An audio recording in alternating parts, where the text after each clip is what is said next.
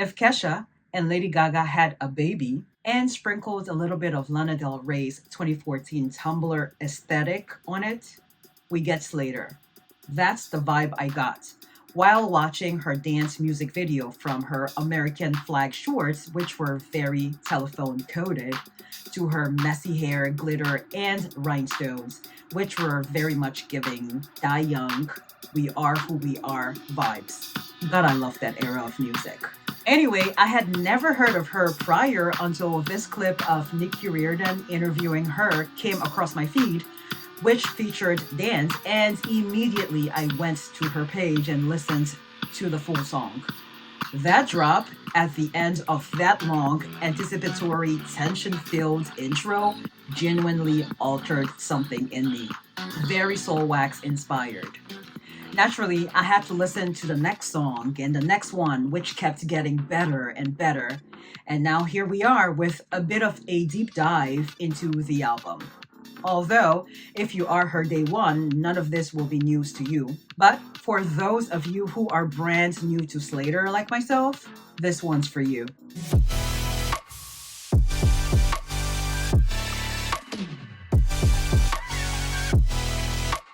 I will spare you waiting until the very end of this video to give you my rating for this album. I'll tell you now, I fucking love this album. I don't have a vinyl player nor any vinyls just yet, but I have this strong urge to go to my closest record store and purchase her vinyl to start out my vinyl collection because that's how much I loved this album. I've listened to several great albums lately, but the urge to own a physical copy was never as strong as with Worst Girl in America. This is the kind of pop music I live for. High energy, dynamic, rough around the edges, if you will. This actually harkens back to something Slayyyter had said in the Popcast. Aside from U2's How to Dismantle an Atomic Bomb being one of the inspirations for this album, the time period where you would have to pay per song on iTunes for your iPod because streaming wasn't a thing yet was a huge inspiration for the album. Slayyyter calls this album iPod music because it harkens back to the days where, because you were spending money you didn't have on songs in your teens or early 20s, in my case, fresh out of college, you would only buy the ones you really liked for your iPod, which makes sense why the album is a no-skip album. Every single track slays. Additionally, she said she wanted to make music that was reminiscent of that time period, which was from the late 2000s to early 2010s, before Spotify, when there was this shift from big diva ballads to indie and EDM, which I've talked about ad nauseum in my other reviews about that era being my favorite era of music till date. This is a nice segue to plug my other reviews. If you're enjoying this so far, you'll super love my other album reviews. I will have the links to the playlists linked down below and at the top right corner of the screen if you're watching on your phone or laptop. I'm also on Patreon if you want extra videos. Anyway, Slayyyter said while making music that was nostalgic from that era was important to her, she also didn't want to copy paste that music. She wanted to add her own spin to it, which was a blend of her artistry, which is melodic and singing, and then this distorted imperfection with some rapping. She pulled influence from huge pop stars like Lady Gaga, but also from forgotten about or quote unquote flop stars from the 2000s. She's named Nadia O and Space Cowboy as influences. Because this album is so high energy, party music, or even workout music, it's hard to believe it came from a place of anxiety. Having released music prior that was an attempt to appeal to a wider audience, but it didn't quite hit the mark with the general public anyway, and then as a result, struggling financially, she decided for this project she would make music she liked, which was also informed by her lived experiences growing up in St. Louis. For instance, in high school, she used to hang out with a lot of skater stoner guys in a dirty house, smoking and listening to indie music, which is depicted in the music video for Beat Up Chanel's, the lead single. The bunny ears or bunny man in old technology and crank music videos was inspired by her mom, who used to collect bunny ceramics and bunny ornaments because that was her mom's focus animal. I had to look up what a focus animal is because I had never heard of that. And it's basically a symbolic or spiritual guide that helps ground your attention. She said she wanted her videos to be grounded in her past reality, but feel like a fever dream, like she was remembering things wrong, hence the creepy bunny man versus cute bunnies or bunny ceramics. An artistic take on her real life, as she puts it, in the Zach Sang show.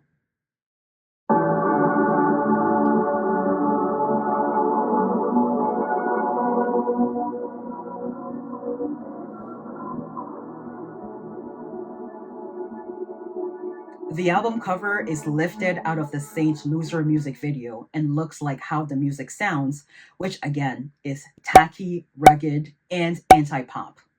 I like that the focus is not on her face, although she has a beautiful face. I like that the focus is on the hat the guy is wearing and that big old dollar sign in the middle there. It's so Brat and Kesha at the same time. The dollar sign being so obnoxiously big and red mirrors how she's felt all her life. Growing up poor and then entering this business and the money issue getting bigger or taking up more space in her mind. Money or lack thereof has always been a source of insecurity. And so, if this album is about her lived experience, that dollar sign has to take center stage on the cover art. I can't even with how brilliant this is. The title was inspired by her skater guy friends from back home, but also by how she perceives herself sometimes, or how she thinks people perceive her as the girl who is too much and is loud and drinks a lot. It doubles as a term of endearment from friends and as a self deprecating term. As far as the visuals go, Slayyyter said she wanted her music videos to look and feel like how the songs sound, which is a combination of brash and melancholic. She said the themes in her music videos are inspired by memories of lived experiences and not necessarily a Pinterest mood board, as with a lot of pop stars these days who have this curated Pinterest inspired vibe for the album, which she said is fine, but for her personally, it was important for her to go deeper for this album. There is this blend of glamour and DIY and unrefinedness, if that's even a word, to her visuals, even though she now has a budget with this new record label she signed to. It's the sweet spot between aspirational and relatable because too aspirational feels unattainable and then too relatable feels like struggle or basic. For instance, she made the shimmery burlesque outfit she's wearing in the music video for Cannibalism, which she fully self directed, by the way. She didn't sew the bra and panties, but she embroidered and embellished it herself. She also bedazzled the shoes we see at the very end of the music video. The outfit itself was loosely inspired by the blue marine dress Brittany Murphy wore in Uptown Girls, which was and still is one of her favorite movies. The bathroom shot in the old technology music video is her actual bathroom, made dirty for the shot. She rhinestones a fish for the Crank music video, which to me is wild, but also so sick.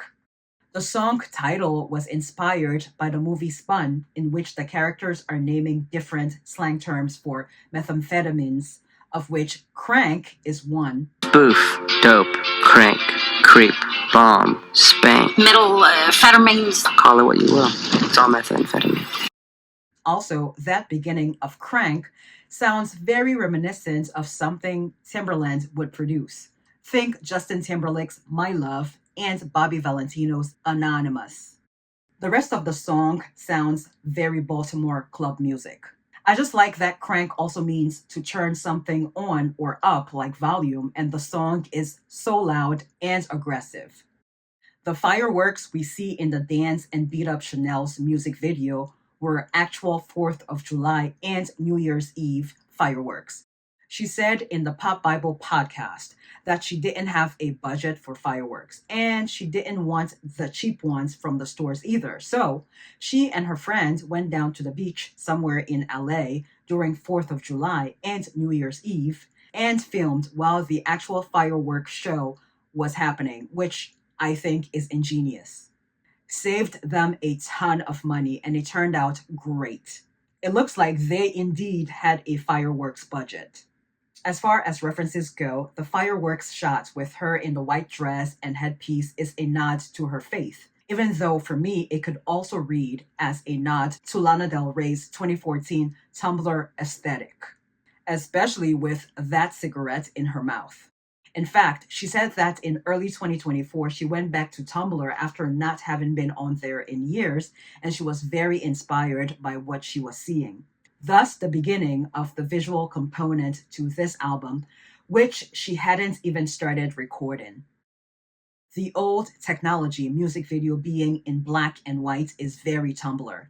Unknown Lovers feels Lana Del Rey coded, very dreamlike, euphoric, but with a hint of sadness.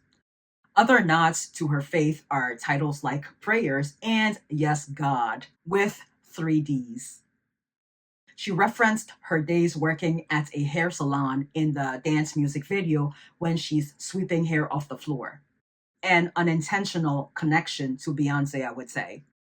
Beyonce's mom, Miss Tina, was a hairdresser, and Beyonce has mentioned on several occasions spending a lot of time in the hair salon and also occasionally performing for the customers.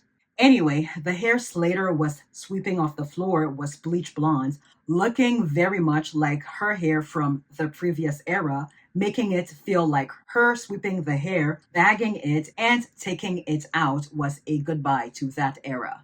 Slayyyter in the music video also seems to be fantasizing about being this pop star with backup dancers while at work, which rings true to her real life experience of posting songs on SoundCloud and checking the listener count while at work and feeling like she's made it at that point. And then she gets signed to Fader and puts out music that doesn't break through into the mainstream. Then her contract ends with that label, and in her frustration, she decides to make one more album and be done with music. And it happens to be the album that finally breaks through after 8 painfully long years of being an up and coming act. This actually gives me hope, and I'm glad to see the likes of her and Sabrina Carpenter and Chappell Roan finally getting their flowers after nearly 10 years in the industry without any upward movement and maybe almost giving up. To be fair, the mid to late 2010s was difficult to break through, with the likes of Rihanna, Gaga, Beyonce, Billie Eilish, and Ariana Grande dominating the charts. And then add streaming to the equation, and you were fucked if you tried to emulate what everyone else was doing. For instance, I listened to a couple of Chappell Roan's early work, and it sounds like she was doing the quote unquote sad girl thing, but that slot was already taken by Billie Eilish.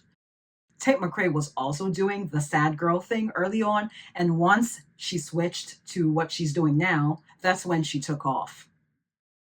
Bringing this back to Slayyyter, this era has changed things for her because she stopped trying to do what is commercial and popular and just leaned into making what she thought was cool in high school. In fact, she had said she thought this would be her last album before packing it up and moving back to St. Louis because things were not working. And she said she wanted to give this album everything she's got. And that also meant marrying the electropunk sound with rap, which were two huge music scenes in St. Louis. A taste of her hometown and her upbringing, which leads us neatly into the visuals for Gas Station, track number 6 on the album. In Gas Station, there are several shots of her in ballet shoes. She used to take ballet as a child, but eventually had to quit because her family could no longer afford the lessons. Again, the lack of money being a constant. This is too relatable. It's like my mom advising me to shop around for better deals, but If I'm driving to 4 different stores for the cheapest or most affordable deals, I'm still burning gas driving around. So, how much money am I actually saving? And then I'm polluting the environment more in the process of trying to be cheap. Also, I got a lot of hand me downs as a child from my older brother. And the minute I started working part time jobs in high school, I would blow my money on new clothes and shoes, a lot of which I would only wear a handful of times, and then they would collect dust in my closet. It's funny because now I find shopping for clothes very tedious and boring. I could keep going, but that's a story for another day, another video, and another channel. This channel is strictly for music and movie reviews and pop culture moving forward. Gas Station was the first song written for this project, which is hard to believe given the high energy of the first 5 tracks. It's one of the more mellow songs on the album, though not a ballad, and sounds like it's about an ex lover, but it's about her estranged dad, she said on the Zach Sang show. The title is referring to a time when she and her dad, who was an alcoholic, got into an argument while in his car and he pulled over at a gas station and told her to get out. I'm curious to know how old she was when that happened. Cannibalism is actually about a crush that is all consuming. It's giving bad romance. Such a student of Gaga. Music video inspired by David Lynch. The song itself feels very Quentin Tarantino. Old Flings isn't about her old flings. It's the name of a bar in New York, and the song is about poking fun at feeling jealous and annoyed when her boyfriend's old flings, ex girlfriends, or just people he was romantically linked with in the past showed up to his shows or would just come around often with her present at that specific bar. When I first saw the title, Crank, Soldier Boy immediately came to mind. The "He Wanna Fuck Slater, Richard, we should link later" line was inspired by the 1993 movie Dazed and Confused, of which Richard Linklater was the director. Slater said this song came together fairly quickly, so quickly that she didn't have a voice memo for this song. There was a stoner dude character who went by Slater from Dazed and Confused, which is actually how she got her name. She added 3 Ys for her Twitter handle because Slater, Slater, was taken as well as Slayter. The 3 Ys makes her more memorable, I would say. Brittany Murphy exemplified the title of the album, Worst Girl in America, Slater had said. The song was inspired by her favorite childhood movie, Uptown Girls, starring Brittany Murphy. But she says the song itself was about her depression and feeling like a failure and still sometimes feeling like a little girl, though she's a grown woman, basically relating a lot to Brittany's real life story about her broken relationship with her father or being told to lose weight in order to be a bigger actress and then dying young. This is why it's the last song on the record. It's a final, complete portrait of what the album means to her. And because this album was more personal than all the others, it's really resonating with people, including myself. Not only are all the songs good, I also like all the songs, which rarely happens. The music is one thing, but when she talked about her culture shock going from a Catholic school to public school, that resonated on a level I can't even explain because that was my experience too, having attended private schools all my life until I came to the US at 13 and had to attend a public high school. I have a few videos on that if you're interested. We'll link those below as well. Anyway, it wasn't long before Slater assimilated into public school, becoming a pajama pants cookie monster girl. The way she describes that in the Zach Sang show brought me back to high school because I knew that girl, or that archetype, if you will. I may not have been in the same classes as her because I did have a few college prep and advanced classes, but I saw that girl in the hallway on the way to my next class. Or maybe she was in my homeroom. To be fair, I turned into that girl in college, except replaced the pajamas with sweatpants.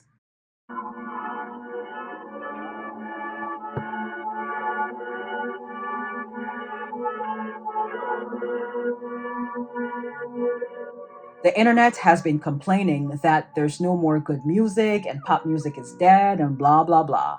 I say it's never been a better time to be alive with great pop music having a huge revival and renaissance, with Beyonce leading the charge and Slayyyter, among others, keeping the torch burning.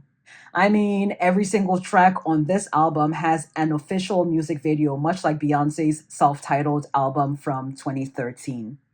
And Slayyyter does make her own clothes, just like Miss Tina, Beyonce's mom, used to make costumes for Destiny's Child. But for those of you, oh shit, I don't have. Wait. This is too long. We have to break this up. Us neatly, it. I like that the focus is not on her. I like that. I like that the focus. It's not clicking. It's hard to believe. Oh fuck. I'm exhausted. Her hair. Oh my god, what am I trying to say here? Okay. Having a mini crash out. Oh. I might have to just pause this because this is a cursed